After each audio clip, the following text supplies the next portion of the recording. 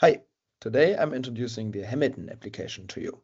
Hamilton is an interactive ontology learning system that is able to learn ontologies from relational databases. Given a relational database, for example, this database about cities and organizations, we can use Hamilton to automatically create ontologies, and then experts can further refine and improve this ontology on a manual basis. The first view of Hamilton is the clustering view. In this view, we can see all the different clusters of this database that group different tables topically together.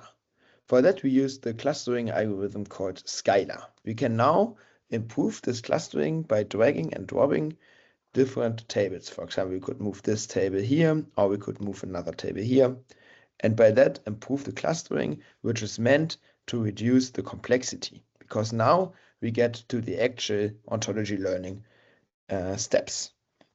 The first step will be to create all different concepts based on these database tables. For that, we will confirm on the right side here all clusters and then continue to the concept creation stage. We will now iterate over all of these created clusters that you can see in the top here. And you can also see the respective cluster on the left side, where each table of that specific cluster is shown. And now in the middle, we can see all the automatically suggested concepts of that specific cluster. So all tables, all concepts that are part or that include tables of this specific cluster are shown here. And these are automatically created using the automatic mode of Hamilton. The user can now refine all these different concepts. So what we can do, for example, is use that city concept, change the name here. We could remove the identity attributes or perform various other ontology modeling tasks, such as adding a condition, adding a join, or assigning it to another concept. Then we can confirm all the concepts for this specific cluster and move on to the next cluster. And then again, the Hamilton application first proposes some concepts, and these can then be further refined in a later stage. I will now skip this step, but in theory, the user would now go through all these different clusters and model the various concepts.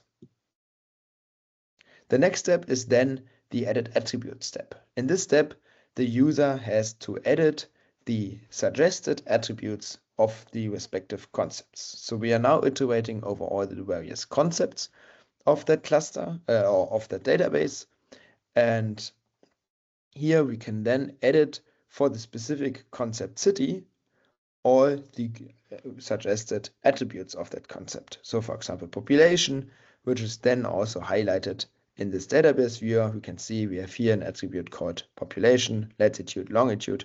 We could add a new attribute, remove attributes, and again, edit them, performing various modification tasks. And then we again confirm for this the attributes for this specific concept and do this for all the created concepts. Last but not least, we get to see the relationship view. In the relationship view, the user can now edit all the suggested relationships between concepts. So he can select here various concepts. I, for example, selected the organization concept, and now I get to see all the concepts that all the relationships that the concept organization participates in. We can now again edit various things. For example, we can change the name. We could add a new relationship in the top here. So we would click add relationship and could then add the relationship between two concepts. We could edit the join partners by here adding new join conditions, or we can just edit them here and select various other attributes. And by that, model all the relationships of that specific ontology that relies on the Mondial database. And in the last step, we would then download and export the ontology, and then using Hamilton, we can then get an ontology out of a relational database, and then even further enhance this ontology using this interactive modeling mode.